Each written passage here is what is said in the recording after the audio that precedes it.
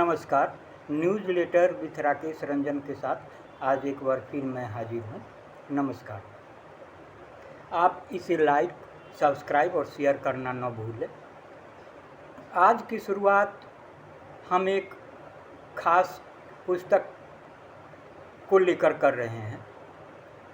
इसके लेखक हैं जाने माने पत्रकार ब्रजेश वर्मा।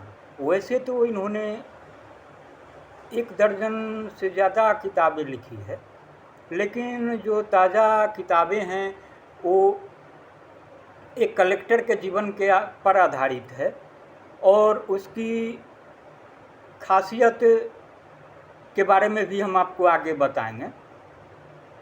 उन कलेक्टर का नाम था अगस्टस क्लीवलैंड। पहले ब्रजेश वर्मा जी के बारे में हो जाए। पत्रकारिता के क्षेत्र में उन्होंने संयुक्त बिहार की राजधानी पटना में सक्रियता के बाद फिर उन्होंने अपना केंद्र झारखंड की उपराजधानी दुमका को बनाया। वैसे तो भागलपुर से भी आते हैं, उनकी जन्मभूमि रही है, लेकिन उनकी कर्मभूमि दुमका ही रही। दुमका में रहते हुए पत्रकारिता को अपनी सेवा देने के बाद भी उन्होंने लेखनी के लिए समय निकाला और दर्जनाधिक पुस्तकें लिख डाली। उन पुस्तकों में आपका जो प्रसिद्ध रहा है उसमें सरकार बाबू, राजमहल, चंदना, मुस्लिम सियासत, बिहार 1911, नादिरा बेगम 1777। चूँकि उन्होंने अपना लंबा समय पत्रकारिता का उन्होंने हिंदुस्तान टाइम्स के साथ गुजारा, तो उन्होंने उसको केंद्रित करके भी एक पुस्तक लिखी। उसका था कि my days with Hindustan times. उसके बाद उन्होंने सुभाष की खोज पुस्तक लिखी है, बहुत तथ्यपरक पुस्तकें हैं। उन्होंने the second line of defence भी लिखी, उसकी भी काफ़ी चर्चा हुई थी। तो उसी कड़ी में उनकी ताज़ा पुस्तक है, उसको पुस्तक भी कहे, उपन्यास का भी शक्ल दिया है। तो उसमें है क्लीव अगस्टस नहीं, अगस्टस क्लीवलैंड। ये चिली मिली साहब के नाम से प्रसिद्ध थे। हाँ, मैं इनकी एक पुस्तक की चर्चा करना भूल गया, उसमें राजश्री भी पुस्तक। तो अब बोलेंगे कि एक कलेक्टर की ज़िंदगी पर किताब लिखना, आखिर इसकी ज़रूरत क्यों आन पड़ी, आखिर उस कलेक्टर की क्या खासियत थी। वह भी कलेक्टर, अंग्रेज़ कलेक्टर, अंग्रेजी शासन के बारे में कठोरता, दमनकारी नीति की चर्चा ही ज़्यादा होती है। और यह आम तौर पर धारणा है और इतिहास में भी यह बातें होती है कि अंग्रेजी अधिकारी होंगे तो बहुत कड़क मिजाज होंगे, कठोर दिल होंगे। उनका काम सिर्फ अंग्रेजी हुक्मरान के लिए है और उसके हित के बारे में सोचना है, और जनता के लिए उनका कोई बहुत दायित्व भी नहीं है और उसको निभाना उनकी प्राथमिकता में नहीं होती है। लेकिन अगर ब्रजेश वर्मा जी ने अगस्टस क्लीवलैंड को और उसके जीवन को आधार बनाकर अगर पुस्तक लिखने की ज़रूरत समझी, तो इसके बहुत तेरे मजबूत कारण भी होंगे और सकारात्मक तो होंगे ही होंगे। आज के दौर में चूँकि लोकतंत्र है, जनता के लिए जनता का शासन है, तो जनहितकारी नीतियों की, लोक कल्याणकारी नीतियों की, समाज के हर एक तबके के लोगों को लेकर सोचने की सरकार की जिम्मेदारी है, ऐसी मानी भी जाती है और यह है भी है। लोकतांत्रिक जो व्यवस्था है उसमें सबकी अपनी अपनी भूमिकाएं हैं, कार्यपालिका है, न्यायपालिका है। लेकिन क्लीवलैंड की जो खासियत इन्होंने पुस्तक में बताई है वह आपको सोचने को मजबूर कर देगा, और ख़ास करके आज के उन अधिकारियों के लिए यह पुस्तक काफ़ी प्रेरणा स्रोत है। उनको पढ़नी भी चाहिए, उनसे सीख भी लेनी चाहिए, क्योंकि क्लीवलैंड के बारे में जो बताई गई है वह आपको एक बारगी लगेगा कि ऐसा भी संभव था और क्या यह हकीकत है। लेकिन इन्होंने तथ्यों के हवाले से बताए हैं, तो इसमें अविश्वास के कुछ कारण भी नहीं हैं, क्योंकि उन्होंने उनका पूरा उनकी जो यात्रा है उसके बारे में क्रम से इसमें बताया है। इसमें जो क्लीवलैंड की खासियत आती है उसमें अंग्रेज अधिकारी के रूप में प्रचलित धारणाओं से उलट वह एक सहृदय इंसान ही नहीं, सहृदय अधिकारी भी थे, लोगों की चिंता करने वाले अधिकारी थे। स्वास्थ्य के क्षेत्र में, शिक्षा के क्षेत्र में, कृषि के विकास के क्षेत्र में, लोगों को आर्थिक रूप से सबल बनाने के क्षेत्र में उन्होंने जितने भी काम किए हैं वे मिसाल हैं। युवाओं को ब्रिटिश कंपनी में नौकरी देना, दिलवाना, ये भी काम किया है। और खास करके इस बात को बहुत पढ़ते हुए मुझे भी आश्चर्य लगा कि कोई ऐसा अंग्रेज अधिकारी जिसकी मृत्यु के बाद लोगों ने उसे प्यार दर्शाते हुए उसकी मंदिर बना दी और उसकी पूजा करने लगे, तो यह तो बड़ी बात थी। तो उन्होंने लिखा भी है, ब्रजेश वर्मा जी लिखते भी है कि एक कलेक्टर के जीवन पर किताब कौन लिखता है। क्या विकसित हो रहे भारत में आज कोई ऐसा कलेक्टर है जिसकी ज़िंदगी पर कोई उपन्यास लिखा जा सके?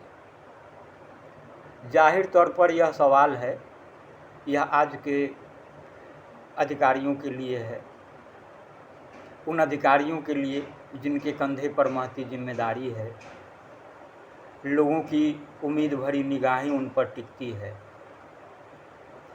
तो उम्मीद तो यह की जा सकती है कि पुस्तकों के हवाले से वे इसे समझने की कोशिश करेंगे और कुछ ऐसा करेंगे जो एक मिसाल बन जाए। तो अब क्लीवलैंड के बारे में हम आपको बताते हैं कि ब्रिटिश ईस्ट इंडिया कंपनी के आरंभिक दौर में, यह बात जो है 1776 की है, उस समय अगस्टस क्लीवलैंड ये भागलपुर राजमहल के कलेक्टर हुआ करते थे। तब तो बिहार था नहीं तो झारखंड का भी वजूद नहीं था, स्वाभाविक रूप से अब बंगाल के अंदर आता था। और क्लीवलैंड की खासियत यह थी कि ईस्ट इंडिया कंपनी के बोर्ड ऑफ डायरेक्टर से लेकर गवर्नर जनरल जो उस समय वारेन हेस्टिंग्स हुआ करते थे, सर जॉन शोर हुआ करते थे,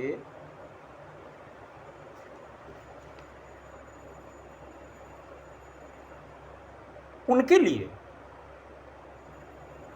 भी क्लीवलैंड जो थे प्रेरणा के स्रोत थे। आप आश्चर्य करेंगे कि उस दौर में क्लीवलैंड जैसे अधिकारी जब माना जाता था कि जब गांव में उस दौर में तो दफादार भी अगर कोई पहुंच जाए तो गांव के लोग डर जाते थे, और अंग्रेज के कोई अधिकारी और कलेक्टर जैसे अधिकारी गांव में आवे तो बगैर ताम झाम के तो ऐसा कुछ संभव नहीं है। लेकिन क्लीवलैंड की यह खासियत थी कि वे बगैर सुरक्षा के एक आम लोगों की तरह गांवों में जाना, लोगों से मिलना, और यही खूबी जो है लोगों को भाती थी, उनसे अपनापन होता था। और उस अपनापन और प्यार के बूते उन्होंने कंपनी के भी हित रक्षण किए, जो उनकी प्रारंभिक जिम्मेदारी भी थी। तो क्लीवलैंड के बारे में ब्रजेश वर्मा जी बताते हैं कि वो ये पहाड़िया जनजाति के जो लोग हैं, अब आज के दौर में देखें, बिहार हो या फिर झारखंड की बात हो, तो यहाँ भी चूँकि जल जंगल ज़मीन की बात है, तो यहाँ के मूलवासियों के लिए सरकार भी कतिपय सुविधाएं देती है, और जो जनजाति हैं, आदिम जनजाति हैं, उनके लोगों के लिए भी सरकार ने कई योजनाएं बना रखी है। जैसे अभी सबर जनजाति यहाँ संरक्षित जाति की सूची में चूँकि विलुप्तप्राय भी हो रहा है, तो उसके लिए सरकार काफ़ी सहूलियतें देती है, और उसमें यह भी प्रावधान किया है कि इस बिरादरी के, समाज के का कोई युवा अगर मैट्रिक पास भी करता है तो उसे सरकारी नौकरी देनी जाएगी। लेकिन ये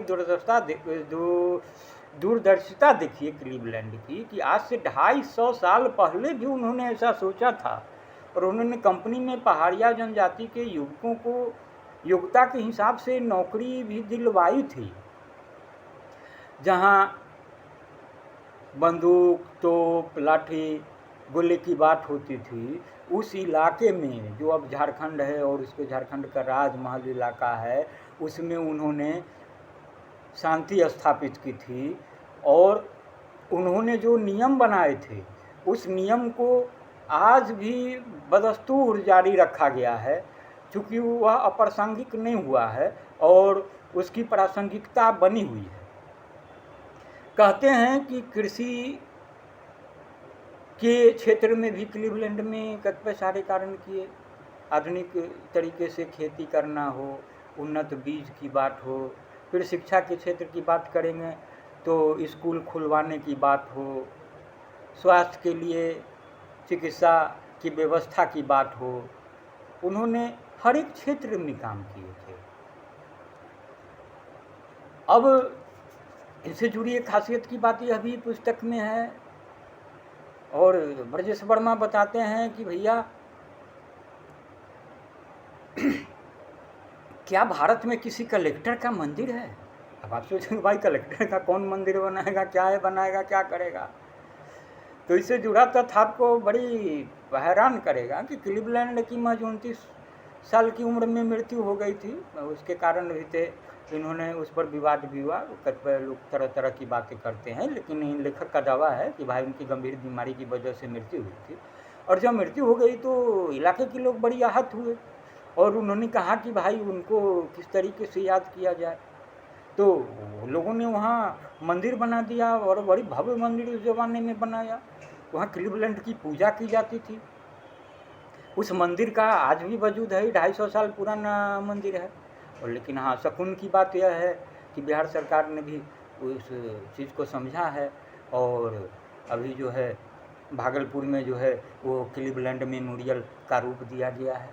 तो मेमोरियल है तो उनसे जुड़ी यादों को उनको संरक्षित करना और ये सब बातें हो रही है। तो लेखक लिखते भी हैं, वो बताते हैं, उन्होंने अपने फेसबुक वाल पर भी लिखा है और इसकी चर्चा की है कि मित्रों, हमने अगस्टस क्लीवलैंड के जीवन पर इस उपन्यास को लिखने का दुस्साहस किया है और उसकी मृत्यु कैसे हुई जिसके विषय में आज सिर्फ गलतफहमी फैलाई जा रही है, उस सच्चाई पर प्रमाण के साथ एक पूरा चैप्टर लिख लिया है। अब उस चैप्टर में क्या लिखा है तो मैंने तो देखा है, मैंने पुस्तक ही मंगवाई है, पुस्तक अमेजन पर भी उपलब्ध है, तो आप इसको ले सकते हैं। खास बात जो लेखक ने लिखा है, आज के दौर में जब इतिहास को नए सिरे से लिखने की बात हो रही है, कई पाठ्यक्रमों को हटाने की बात हो रही है, तो ये जो तमाम बातें हैं तो इस पर भी परोक्ष रूप से उन्होंने लिखा है और कहा है। जैसे इतिहास के बारे में कहा जाता है कि इतिहास में अच्छी भी चीज़ें हैं, बुरी भी चीज़ें हैं, तो भाई आप उनसे सीखिए। जो बुरी चीज़ें हैं तो उनसे सचेत होइए, जो अच्छी चीज़ें हैं उसको आत्मसात करिए, आप आगे बढ़िए। तो उन्होंने कहा है, उन्होंने लिखा है कि इतिहास को लाठी के बल पर नहीं लिखा जा सकता है। और सही बात है, अगर लाठी के बल पर लिखने की बात होती तो आज तो क्लीवलैंड हैं भी नहीं, और वैसा भी नहीं है कि अपने प्रभाव के बूते, पैसे के बूते किसी को पैसा दे करके आज बढ़िया लिखवा लेना है, कुछ कर देना, अपना मंडन कराना। ये 250 साल पुरानी बातें हैं और उनसे जुड़ी कुछ महत्वपूर्ण बातें हैं, उनको जो समीचीन बना रही है आज के तारीख में, जो बता रही है कि भाई उनसे सीखे, उनसे करे आज के अधिकारियों के लिए, तो भी आज भी प्रासंगिक हो गए। और इस लेखक ने उनको अपना विषय बनाया और लपेटा। तो उम्मीद करते हैं कि आप इस पुस्तक को ज़रूर पढ़ेंगे और इससे आपको प्रेरणा मिलेगी। और ख़ासकर नए अधिकारी, खासकर वे जो भारतीय प्रशासनिक सेवा में या कई तरह की सेवा में आने के लिए तैयारी भी कर रहे हैं, उनको हमारी शुभकामनाएं हैं कि भी सफल हों और फिर आएँ और फिर एक नई लकीर खींचे, कुछ ऐसा करे जो उनको लंबे समय तक याद रखने के लिए लोगों को मजबूर करे, पीढ़ियाँ उनको याद करे। तो आज के लिए बस इतना ही। कल हम न्यूज़लेटर के नए अंक के साथ आपके साथ हाजिर होंगे। नमस्कार।